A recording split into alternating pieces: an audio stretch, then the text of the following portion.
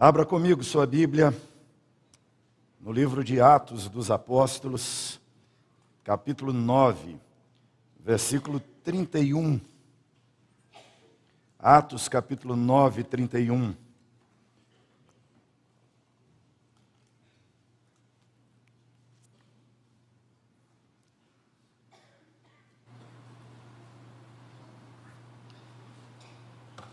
Em 2021, quando nós estávamos tratando do tema para 2022, nós já, pensando e orando, colocamos que novembro seria um mês da perseverança na paz. Perseverar na paz. E lá atrás pensamos assim, seja qual for o resultado da eleição em outubro, alguém estará perturbado e com a alma inquieta, com a alma aflita. A esquerda venceu, a turma mais à direita perturbado. Tenho visto e ouvido irmãos extremamente revoltados, angustiados. Você tem visto aí gente gritando que é golpe, que é não sei o quê, e quer derrubar, e quer ir exército na rua e tal. Se fosse o contrário, a direita tivesse ganhado, Bolsonaro reeleito, a turma da esquerda faria barulho, mídia, imprensa, jornalismo, e irmãos estariam tristes, chateados, perturbados em sua alma, angustiados, pensando mais 4 anos de Bolsonaro. Enquanto do outro lado tem uma turma, pelo amor de Deus, 4 anos de Lula. Mas eu queria, nessa noite, te chamar para a paz. Para a paz que não depende de governante. Para a paz que não depende de quem se assenta em Brasília, mas a paz que depende de quem se assenta no trono do universo. Leia comigo esse texto. Atos, vamos ler juntos em uma só voz. Vamos lá.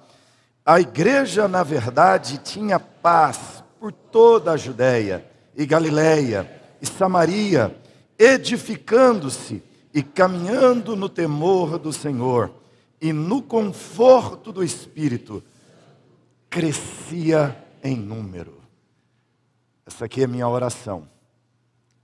Essa aqui é a minha oração pela Igreja Presbiteriana da Penha, pela Igreja Presbiteriana do Brasil, pela Igreja Evangélica Brasileira. Eu transformo esse versículo em oração, que a igreja, na verdade, tenha paz por toda São Paulo, pelo Estado, por todo o Brasil, por todo o mundo, que a igreja siga edificando-se e caminhando no temor do Senhor e no conforto do Espírito Santo, cresça em número. Faça desse versículo sua oração. Faça desse versículo a oração a favor da igreja. Nós queremos que a igreja siga em paz, que a igreja não perca a sua paz, jamais. Esse é um momento difícil para a igreja primitiva. Esse é um momento complicado, porque a igreja vem sendo atacada pelo ódio dos judeus. Porque a igreja, à medida que avança, ela é pressionada pelo ódio do paganismo. O Império Romano, o território, o contexto onde a igreja está, é um contexto árido, difícil de avançar. Logo no começo, os discípulos foram presos, proibidos de pregar o evangelho em Jerusalém. E a igreja sofre uma pressão, sofre uma oposição duríssima, e ela tem que se espalhar, sair de Jerusalém. Pessoas têm que deixar suas casas. Estevão, um diácono recém-eleito, havia sido morto, havia sido executado a pedradas por causa da rejeição dos judeus. Esse é um momento duro. Nós estamos aqui no ano 35, A igreja começa no ano 32. E nos primeiros 2 anos de caminhada de igreja, ela já vivencia o martírio, ela já vivencia a perda de propriedade, ela já vivencia o ser desalojado, o ter que deslocar para outra cidade, simplesmente por causa da fé. E quando a igreja sai do território judaico e vai para uma cidade pagã romana, a situação não muda. Porque o paganismo é igualmente hostil e a igreja tem a tarefa de transformar o cara do judaísmo no sujeito do cristianismo. A igreja tem a tarefa de transformar um pagão num cristão, de mudar costumes, de subverter culturas, hábitos, comportamentos e trazer aquelas pessoas para a fé cristã. Esse é o desafio. E nem no judaísmo, nem no paganismo, essa é uma tarefa bem-vinda. E a igreja aqui, além de ver seu diácono morto, as notícias mais recentes é que Saulo de Tarso recebeu cartas, permissões, aprovação, mandato judicial das principais autoridades, e Saulo entra nas casas, saqueia os bens, queima as coisas, apedreja pessoas. Esse é um momento difícil. Mas Lucas, na sua narrativa, ele coloca: a igreja, na verdade, tinha paz. E esta paz, alguns entendem que ela se dá porque Saulo converteu. Mas é só Saulo que converteu. A oposição continua. A rejeição à fé continua. A resistência do paganismo continua. A resistência do judaísmo continua.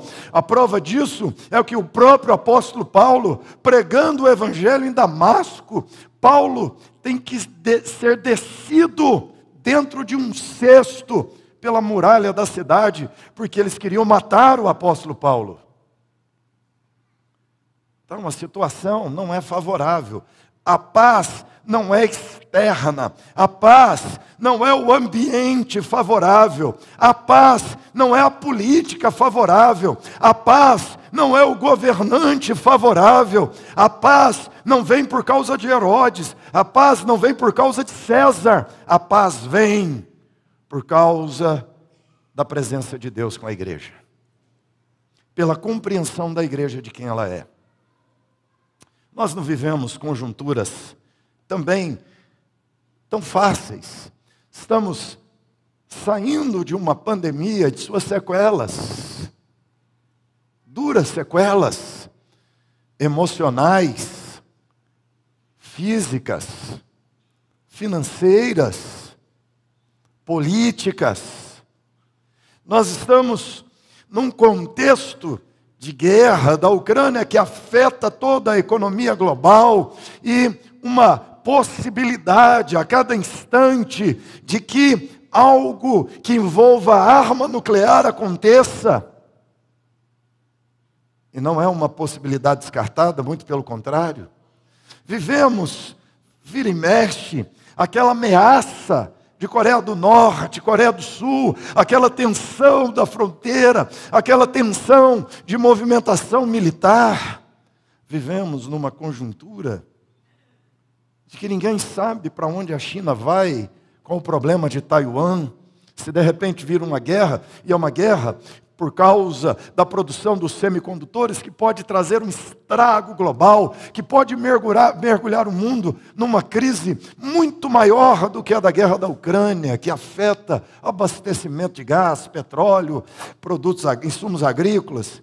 Mas a guerra China-Taiwan pode ter efeitos catastróficos para os próximos anos que virão. Queira Deus, essas guerras não aconteçam.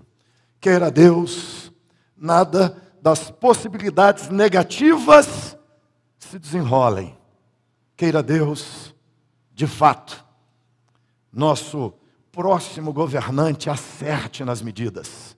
porque nossa nação vive o final de, quem sabe, uma das eleições ou a eleição mais disputada, mais polêmica da sua história. E o povo segue dividido, com possibilidades ruins pela frente, de polêmicas, brigas, revoluções, tentativas de tomada de poder, totalitarismo se consolidando no Brasil, a sombra está aí, direita acusando esquerda, esquerda acusando direita, e eu pessoalmente não confio em nenhum dos dois lados. Mas nós vivemos, irmãos, uma conjuntura também não favorável. Nós vivemos o avanço terrível do progressismo na nossa nação, pessoas angustiadas, porque cada vez mais agendas contrárias a valores e crenças cristãos avançam, crescem no Brasil, e não só aqui. Isso tudo transcende esquerda e direita. Essa agenda progressista é global, é o espírito do século. Quando nós olhamos para o cenário que nos cerca, nós olhamos e observamos o avanço célere do secularismo. O que é secularismo? Secularismo é o princípio da separação entre instituição governamental ou instituições governamentais, instituições religiosas. Secularismo implica em restringir a religião ao particular, ao espaço privado, ao individual e interior. O secularismo é marcado por uma forte oposição à igreja ou à religião e ao trazer seus valores e crenças para a vida pública. No secularismo, a religião é sua, é para você. Não compartilha com os outros. Não pregue para os outros. Não espalhe sua fé. Não dissemine suas crenças. A ideia do secularismo é que a religião é do privado. Eu não sei se você observa o tanto que isso é dito, falado e repetido nos nossos dias. Sua fé é sua, fique para você. Não pregue, isso é secularismo. Secularismo é uma das marcas do tempo presente. Secularismo é uma das marcas desse tempo. Deixa eu trocar de microfone aqui, que esse outro está aqui meio saindo do lugar. Vamos lá. Me livrar daí.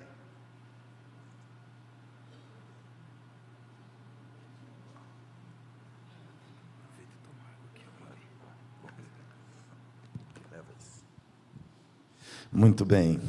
A voz já não está boa, esse outro saindo tem que forçar mais. Mas vamos lá, secularismo é isso.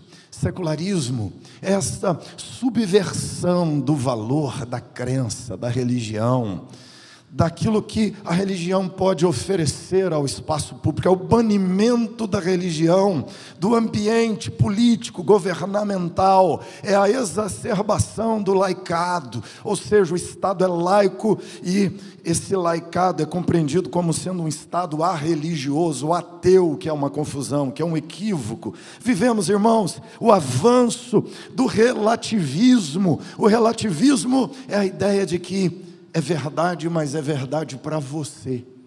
De que não existe uma verdade absoluta. De que você não pode trazer a tua crença, a verdade cristã, a verdade evangélica, como sendo uma verdade a ser proclamada, a ser posta sobre todas as pessoas. Você tem que respeitar a crença do outro, que é verdade, mas para esse conceito relativista, respeitar significa guardar sua fé para você e não a compartilhar com o outro.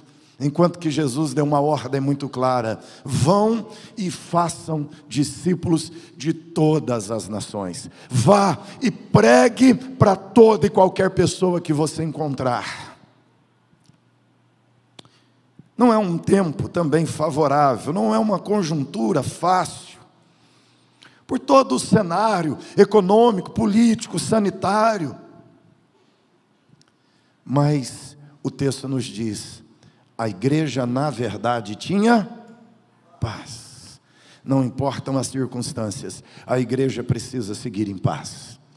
Não importam as contingências que cercam a igreja, o estado interior, a alma da igreja tem que estar em paz. Essa palavra paz, aqui do texto, é uma palavra interessante. A palavra grega eirene significa estado de tranquilidade nacional, ausência de devastação e destruição, paz entre o indivíduo e o outro, harmonia, concórdia, segurança, prosperidade, felicidade, harmonia. Significa que nós estamos seguros. Paz significa estado de tranquilidade de uma alma que tem certeza da sua salvação. Você tem certeza da sua salvação? Isso é paz. Paz, irmãos, é estar contente com a sua porção terrena, qualquer que seja. Paz é você estar contente, é você estar bem com a tua porção terrena, qualquer que seja a tua porção. É isso que a igreja alcançou, é isso que a igreja está vivendo nesse momento. A igreja tem paz, e a paz não tem a ver com o momento que a igreja vive. A paz da igreja tem a ver com a consciência da soberania de Deus. A paz da igreja, olha só, o texto diz: a igreja na verdade tinha paz na Judéia, Galiléia, Samaria, perseguida, incompreendida, atacada, criticada, mas em paz em todo lugar, edificando-se e caminhando no temor do Senhor. A tua paz é definida a partir de quem você tem medo. Você tem medo do Bolsonaro? Se você tiver, o governo do Bolsonaro te perturba. Você tem medo do Lula? Então, se você tem medo do Lula, o governo do Lula te perturba. Mas se você tem temor de Deus, nenhum outro governo te perturba, porque o teu temor maior não é o que um governo A ou B pode fazer a você, mas é o que Deus pode fazer com você. E aquele que pode te lançar no inferno se tornou favorável a você em Cristo Jesus na cruz. Aquele que é a maior de todas as ameaças, que seria Deus, hoje é por você. E se Deus é por nós, de quem terei medo?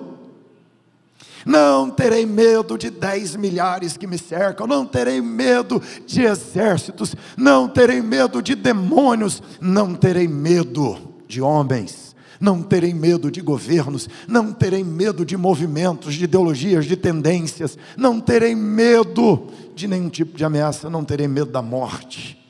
Se Deus é por nós, quem será? Temor do Senhor, paz é descansar na soberania de Deus, é paz nos atos soberanos de Deus. Os judeus perseguiam, os judeus entravam de casa em casa, os judeus estavam matando cristãos. Estevão, o diácono, foi morto em praça pública a pedradas, uma morte horrível. Mas os judeus estavam se convertendo ao Evangelho. Aqueles que jogavam pedradas convertiam. Mais do que isso, olha só o que diz o versículo 7 do capítulo 6 de Atos. Versículo 7 do 6. Se você achou, leia comigo. Se estiver na tela, leia comigo. Vamos lá? Crescia, vamos lá, Atos 6, 7. Crescia a palavra. Vamos lá, não achou não? Leia. Vamos lá, forte. Crescia a palavra de Deus.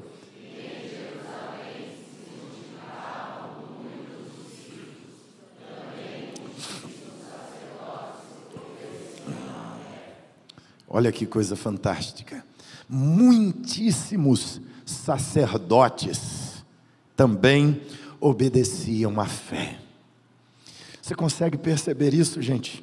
Isso é uma soberania de Deus. À medida que sacerdotes davam cartas, decretavam, proibiam o evangelho, decretavam morte de cristãos, o texto nos diz que muitíssimos sacerdotes, líderes religiosos do judaísmo, abraçavam a fé, convertiam, obedeciam o evangelho. Sacerdotes vieram a Cristo. Isso é um ato glorioso, soberano de Deus. Atos 12, 24, mais uma vez, diante de uma oposição, diante de uma perseguição, olha o que diz o texto: entretanto, a palavra do Senhor crescia e se multiplicava.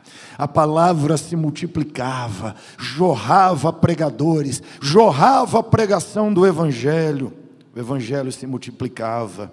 Atos 19, 20, se você andar um pouco mais para frente, aqui, uma cidade extremamente pagã, Éfeso, a capital global da bruxaria naquele tempo, a capital dos rituais de fertilidade, a sede do culto à deusa Diana, a cidade, uma das cidades mais influentes do mundo daquele contexto. Mas lá em Éfeso, olha o que acontecia, Atos 19, 20, assim, vamos juntos? Assim, a palavra do Senhor crescia e prevalecia poderosamente. Irmãos, a palavra crescia, a palavra prevalecia poderosamente na cidade de Éfeso.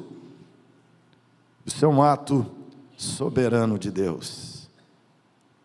Apesar de proibição, apesar de incompreensão, apesar de oposição ferrenha, a palavra do Senhor crescia, e em Éfeso até prevalecia contra conceitos dos estoicos, dos epicureus, contra ideologias gregas, contra conceitos romanos, contra a fé equivocada judaica. O evangelho prevalecia e mais pessoas abraçavam a fé, se tornavam discípulos de Jesus, e o conceito mudava estruturas sociais, e o conceito mudava hábitos, e o evangelho mudava pessoas, e a palavra crescendo e prevalecendo, ou seja, a palavra crescia e ficava, não recuava. Atos 9, tem um fato fantástico antes de chegar, de fato, no versículo 31, que é o fato de que o grande líder da perseguição aos cristãos, o grande Saulo, que entrava de casa em casa, que assolava famílias, o grande Saulo, que liderou a execução de Estevão, agora, o próprio Saulo de Tarso, aparece em Damasco. A notícia é assim: olha, Saulo está chegando em Damasco, e ele veio com carta das autoridades, e ele vai prender, ele vai bater, ele vai matar, ele vai proibir e vai perseguir a fé, vai perseguir os crentes. Aí os crentes estão reunidos para cantar louvores a Deus, e eles estão ali cantando a Deus, somente Deus, maravilhados no culto, assim, fervorosos, recebendo os novos membros. E aí quem aparece no culto? Saulo de Tarso, frio na espinha, todo mundo gela. O Saulo de Tarso aparece na igreja, todo mundo pensa, veio perseguir. Aí Paulo diz assim: irmãos, queria dar o testemunho hoje. Saulo diz: gente, eu vinha no caminho de Damasco para matar, prender, para espancar. Eu vinha no caminho de Damasco para perseguir vocês, para proibir vocês de serem cristãos. Mas o Cristo de vocês apareceu para mim no caminho e eu converti. Agora eu sou crente. A turma dizia: é falso, é mentira, isso aí é estratégia. Ele quer descobrir quem é crente. Alguns crentes nem acreditavam, irmãos. Era uma conversão tão impensada que alguns nem acreditavam. Alguns não eram capazes de aceitar aqueles convertidos. O Paulo, como convertido, parecia irreal, mas só Deus transforma o maior perseguidor do Evangelho no maior pregador do Evangelho daqueles dias. Isso é ato soberano de Deus. Por isso que você tem que orar. Não importa quem governa, você ora pelo governante, porque seja quem for o governante, a Bíblia diz, como ribeiros de água, assim o coração do rei nas mãos do nosso Deus, esse segundo o seu bem-querer o inclina. Quem manda é Deus, quem governa é Deus. A nossa paz não depende de presidente, de deputado, de prefeito, de governador. A nossa paz não depende da ONU. A nossa paz não depende de homens. A nossa paz depende do governo soberano do nosso Deus. A nossa paz está no temor que temos de Deus. Nossa vida se alinha a Deus porque o tememos. E se está alinhada a Deus, não tem o que temer. Porque Deus coloca a bênção sobre a tua vida. A graça é derramada sobre nós. Se você olhar no versículo 32, que é a continuação desse texto, Pedro, diz o texto, passando Pedro por toda a parte, desceu também aos santos que habitavam em Lida. Chega em Lida, tem um homem, Enéas, está de cama, enfermo, com dificuldades. Enéas, diz o texto, era paralítico. Pedro orou por Enéas. Enéas foi curado, converteu a Cristo. Sabe o que aconteceu? Todos os moradores de Lida, ou Lode, e Sarona, ou Saron, converteram a Cristo. Todos os moradores. Até o São Jorge, o santo da igreja católica, que a turma inventou depois a lenda que ele matou dragão. Não tem nada disso de matar dragão. Jorge era só um personagem da igreja cristã, que era soldado do exército romano, e que na verdade, quando foi pressionado pelo imperador romano, para abandonar sua crença em Jesus, e confirmar sua crença nos deuses pagãos, ele se negou a retroceder, a renunciar à sua fé, e foi executado por isso, foi morto. É um mártir cristão. Mas São Jorge era da cidade de Lode, de Lida, Sarona. Ele era dessa cidade exatamente. Ele converteu aqui, a família dele converte nessa cidade. Mas o texto diz aqui, irmãos, os moradores vieram, versículo 35, todos os habitantes de Lida e Sarona, o Saron da rosa de Saron, os quais se converteram ao Senhor. Preste atenção, não converteram algumas pessoas, converteram todos os moradores da cidade. Olha o que Deus fez, gente. A igreja tinha paz por causa do governo soberano de Deus, não por causa das circunstâncias. Mais adiante, em Jope, Pedro chega, os irmãos estão chorando, as irmãs desoladas, porque Dorcas morreu, e Pedro, ali, inconformado com aquele luto, vai até o quarto onde Dorcas está, ora por Dorcas, e Dorcas ressuscita de entre os mortos, porque Deus é soberano acima de governos, e Deus é soberano acima da morte. Dorcas ressuscitou e foi devolvida às mulheres, um avivamento na cidade de Jope, um impacto. Então, a minha esperança está no que o Deus soberano pode fazer. Segundo lugar, a paz aqui, irmãos, é uma paz nos atos soberanos de Deus. Vamos falar isso? Paz nos atos soberanos de Deus. Segundo lugar, paz na obra do Espírito Santo, edificando-se, caminhando no temor do Senhor no temor do Senhor olha aí para o texto, no conforto do Espírito Santo. Outra palavra grega importante, paráclesis, que é de como o Espírito Santo é chamado no Novo Testamento, Parácleto. Ele é o pará. Pará quer dizer o que se coloca ao lado. Kletos é de chamar. é aquele que chama do lado, é aquele que fala no ouvido do lado, é aquele que fala com você do seu lado, é aquele que se coloca do teu lado e fala no teu ouvido, e fala no teu coração. Então preste atenção, meu querido irmão, minha querida irmã. Não deixe que o jornalista seja aquele que fala no teu ouvido. Quem fala no teu ouvido e no teu coração é o Espírito Santo de Deus. E se o Espírito Santo fala, você tem paz. Se é o fuxico da internet, se é o WhatsApper, não sei nem se existe esse termo, acabei de inventar, a turma do terrorismo do WhatsApp, que fica te mandando mensagem, tocando o terror, você já acorda com aquela mensagem assim, aterrorizante: acabou, agora não tem mais jeito, agora o Brasil, para com isso, para de ouvir a voz do diabo, para de ouvir a voz da insanidade, para de ouvir a voz da loucura humana, escuta o Espírito Santo de Deus, escuta o Paráclito, é o Paráclito falando com você. O que você acha que o Espírito Santo está falando com você? Está te mandando fake news pelo WhatsApp? O Espírito Santo está postando insanidades no Twitter? O Espírito Santo está mandando elucubrações malucas pelo Telegram, postando no Instagram, no Facebook, as suas revoltas? Preste atenção, escuta o que o Espírito Santo fala. Escuta a voz do Espírito Santo.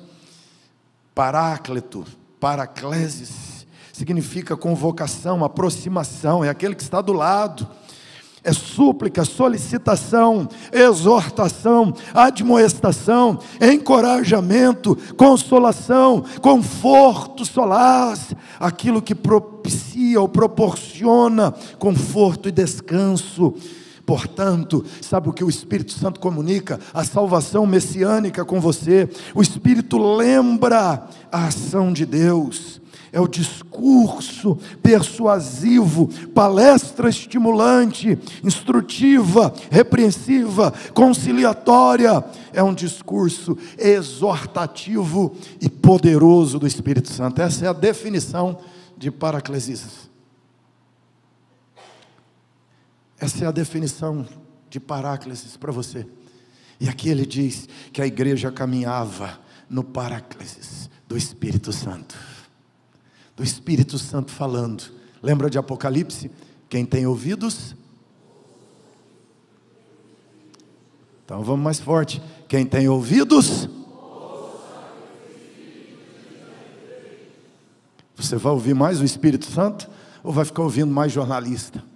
Assiste o Jornal da Manhã, o Jornal do Meio-Dia, o Jornal da Tarde, o Jornal da Noite. Aí sonha com o jornalista, sonha com Lula, sonha com Bolsonaro, sonha com Kim Jong-un, sonha com o Volodymyr, sonha com o Putin, sonha com o Biden. Você sonha com aquelas coisas mais insanas. Meu irmão, minha irmã, em nome de Jesus, escuta o que o Espírito Santo diz à igreja. O que o Espírito Santo está dizendo à igreja é: tenha paz em Deus, confia em Deus, descansa no Senhor, confie no governo soberano de Deus. Ele governa no meio da pandemia, depois da pandemia, Ele governa na crise, Ele governa no caos, Ele governa no meio da tempestade, Ele governa na plena luz do dia, Ele governa, não importa a circunstância, Deus governa soberanamente.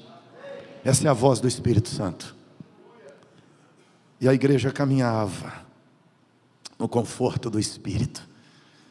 O Espírito está dizendo assim: olha, está vendo Saulo? Ele está matando os crentes. Mas a voz do Espírito é assim: ora pelo Saulo, porque eu posso converter o Saulo. Não sei se alguém orou. Aliás, eu sei quem orou. Sabe quem orou pelo Saulo? Estevão.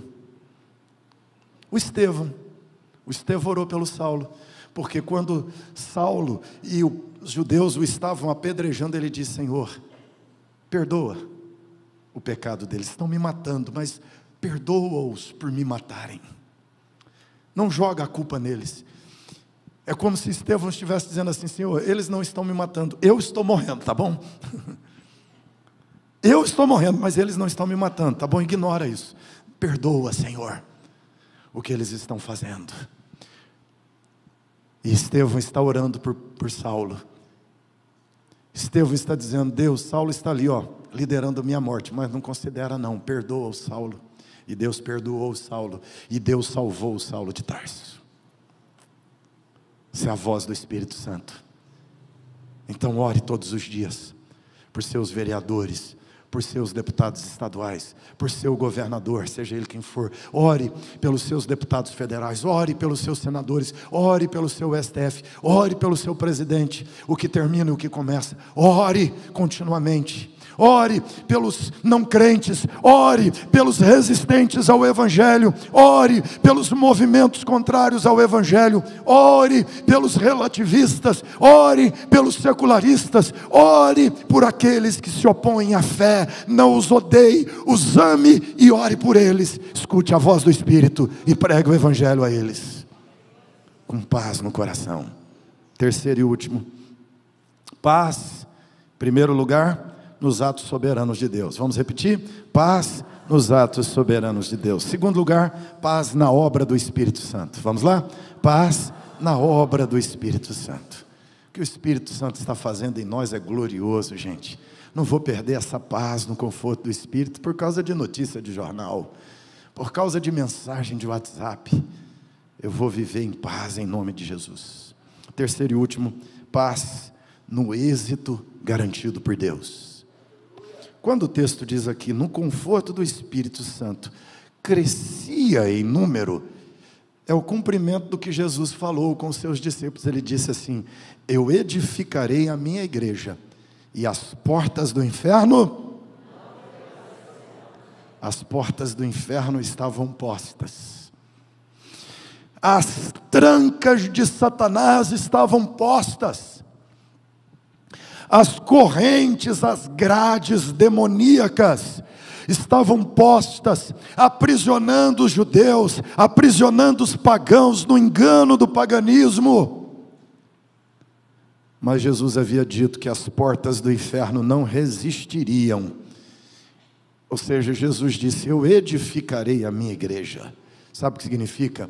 Que a igreja seria edificada, e ela foi edificada, e ela está sendo edificada, e ela seguirá sendo edificada. Não importa a perseguição, não importa a proibição, não importa a rejeição, não importam as ideologias, não importa o relativismo, o secularismo, o paganismo, o judaísmo, o satanismo, não importa nada. Jesus disse: eu edificarei a minha igreja, e as portas do inferno não prevalecerão.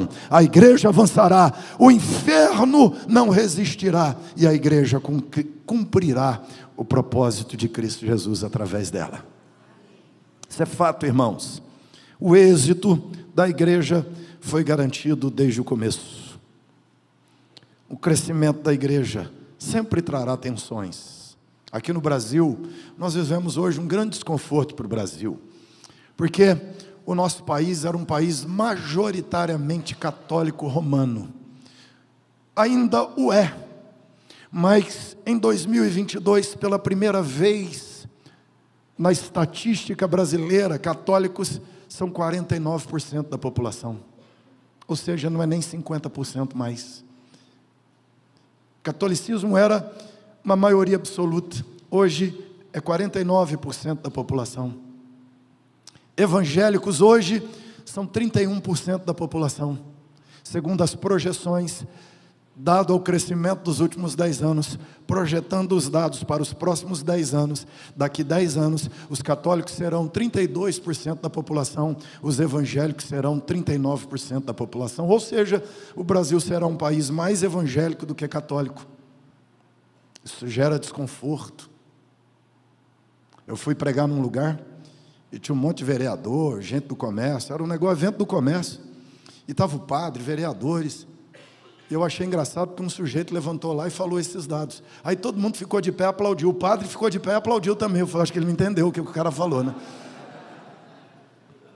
Era um negócio do comércio, o pessoal estava falando sobre tendências do comércio, comportamento de gastos dos evangélicos com cartão de crédito, com dinheiro no banco. Ou seja, era um negócio para dizer assim, olha, os crentes estão crescendo, vão ganhar dinheiro deles. Aí chamaram todas as autoridades daquela cidade e me convidaram para pregar. O padre lá aplaudindo o crescimento dos evangélicos. Não sei o que ele entendeu lá não. Mas é isso. À medida que o evangelho cresce, e que se tenta colocar uma ética protestante no Brasil, há uma resistência, isso é uma guerra espiritual, isso é uma batalha, há pressões, mas irmãos, a palavra de Deus diz, o evangelho em si crescerá, não é só a igreja evangélica. Para mim o que muda o Brasil não é o crescimento da igreja evangélica, é se o evangelho crescer, se a palavra de Deus crescer, se multiplicar e prevalecer no Brasil, o Brasil mudará. Se a palavra de Deus crescer, se a palavra prevalecer na cultura, na arte, na ciência, se a palavra de Deus prevalecer na política, se a palavra de Deus prevalecer na educação, a palavra de Deus trará benefícios a essa nação, que nada mais trará, que nenhuma ideologia trará, que nenhum conceito político trará. Historicamente nós sabemos que é a palavra de Deus que pode fazer mais bem, trazer mais benefícios a um povo. E Jesus disse, a igreja triunfará, a igreja prosperará, a igreja crescerá, a igreja avançará. Olha a igreja aqui, perseguida, mas em paz. 260 anos depois, o próprio imperador romano, Constantino, estava confessando a fé cristã. Os primeiros 100 anos ele matou, os imperadores mataram, perseguiram cristãos, queimaram cristãos, jogaram na arena, despedaçaram pessoas pelas praças públicas. 260 anos depois desse texto, o próprio imperador estava se declarando cristão. Talvez por influência de sua mãe Helena, que já havia convertido ao cristianismo. A igreja do Senhor, irmãos, crescia em número, cresce em número, crescerá, avançará e cumprirá o propósito de Deus traçado por ela. Quero terminar lembrando você um fato, bem, para mim, altamente significativo do que é a igreja ter paz. Em 2012 eu fui ao Egito, foi uma das vezes que fui, e quando chegamos lá, o Mubarak tinha acabado de ser derrubado, naquele contexto de primavera árabe. O Mubarak foi deposto do poder, o Egito estava um caos, a gente andava com quase que um tanque de guerra atrás do carro para guardar e garantir nossa segurança. Eu fui lá na Praça Tahrir, no meio dos protestos, deu medo, eu fui embora, e olha que eu não sou de ter medo, mas deu. O pessoal olhava para a gente assim, não precisava nem atirar, só o olhar do cara, eu falei, vou embora. Ainda fiz um videozinho com a câmera escondida ali naquele lugar. Mas havia protestos, uma guerra, e o Egito estava em eleições. E um dos candidatos era o Ahmed Shafik. O outro candidato era o Mursi, Mohamed Mursi. Não muda muito de Ahmed para Mohamed, mas o Shafik, pelo menos, era um sujeito mais tolerante com os cristãos. Já o Mursi era do partido que defendia a liberdade, mas ele era da Irmandade Islâmica. E o grande medo dos nossos irmãos no Egito era que o Mursi ganhasse a eleição.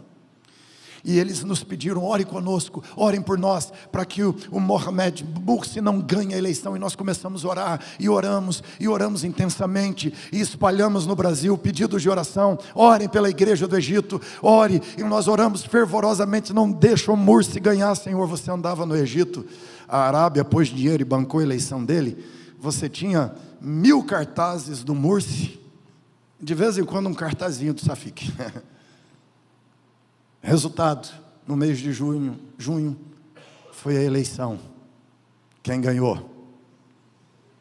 O Mursi ganhou. Irmandade Islâmica. Logo depois nós voltamos ao Egito, uma tristeza, uma névoa fria bateu na igreja inteira. Tristeza, angústia, todo mundo desanimado, desalentado.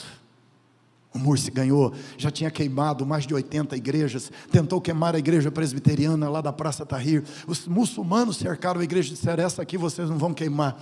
E foi um caos, o país estava caótico. Cerca de um ano depois, nós voltamos ao Egito, pensando assim, o negócio está feio lá. Pouco tempo depois, você lembra, 11 meses depois, o Mursi acabou sendo deposto. E nós fomos lá exatamente quando o Mursi estava sendo deposto. E aí a gente conversando com os cristãos, e eles estavam felizes, contentes, dizendo assim: gente, o Mursi foi uma bênção. Como assim? Num ano ele era o terror, no outro ano era a bênção. Enquanto o Mursi ficou no governo 11 meses, foi o melhor evangelista do Egito. 5 milhões de muçulmanos abandonaram o Islã, porque ele disse que ia colocar o verdadeiro Islã no Egito. E quando ele colocou o verdadeiro Islã no Egito, por exemplo, ele colocou na constituição do país que tinha que dar xixi de camelo para o doente. O médico era obrigado a receitar xixi de camelo. Por quê? Porque segundo uma suna, o Mohammed disse isso, Maomé disse isso. Então, se Maomé falou é verdade, o médico tem que dar. Não interessa a medicina, o que o médico falou é verdade. Ou o que Mohammed falou é verdade. Aí os médicos falaram assim: o Mohammed falou isso? Alguém disse lá assim: um homem pode ter sexo com a esposa até 9 dias depois dela morta. Por quê? Porque o Mohammed fez isso. Aí o sujeito dizia assim: o Mohammed fez isso? Como assim? Era uma suna que dizia. E eles começaram a dizer assim: se isso é o Islã verdadeiro, eu não quero. 5 milhões de muçulmanos deixaram o Islã em 11 meses. A igreja batizou tanta gente que ela nem conseguiu contar. E eles disseram assim: o Mursi foi uma bênção. Sabe o que é isso, gente? Deus fará sua obra prevalecer, independente de Safik, de Mursi e de seja lá quem for. A igreja cresceu no Império Romano, a igreja nasceu e cresceu no Império Romano. O DNA dela é o DNA do triunfo. Bendito seja Deus, que em Cristo Jesus sempre nos conduz em triunfo. Mesmo diante de conjunturas difíceis, a bondade do Senhor nos acompanha e nos segue. Fica em pé. Eu quero que você, então, repita comigo também: paz no êxito garantido por Deus. Vamos lá? Paz no êxito garantido por Deus. Vamos lembrar as 3 coisas? Paz nos atos soberanos de Deus. Paz na obra do Espírito Santo. Paz no êxito garantido por Deus. Ergue as mãos assim e fala: Senhor, enche a minha alma de paz. Você respira bem fundo assim, pensa no Evangelho e fala: Senhor, enche a minha alma de paz. A paz no fato de que o Senhor é soberano. A paz na obra e ação do Espírito Santo que falou comigo nesse lugar. Deus, a paz em saber que o Evangelho prevalecerá, apesar de quem é governante, apesar de direita, esquerda, não interessa, gente. O Evangelho crescerá, prosperará, concretizará o seu objetivo final. Deixe de se angustiar por causa de coisas terrenas, por causa de homens, por causa de políticas, por causa de conjunturas. O que sustenta você é a bondade e a fidelidade do Senhor. A igreja, na verdade, tinha paz. Agora, põe o versículo aí na tela e nós vamos fechar orando o versículo. Você vai falar o versículo do jeito que eu falo ele para mim: que a igreja, na verdade, tenha paz por toda São Paulo, Brasil e o mundo inteiro, edificando-se, caminhando no seu temor e no conforto do Espírito Santo, cresça em número. Vamos falar assim? Vamos lá? Que a igreja, na verdade, tenha paz por toda São Paulo, todo o Brasil, todas as nações, edificando-se, caminhando no temor do Senhor, no conforto do Espírito Santo, que ela cresça em número. Amém. Aleluias.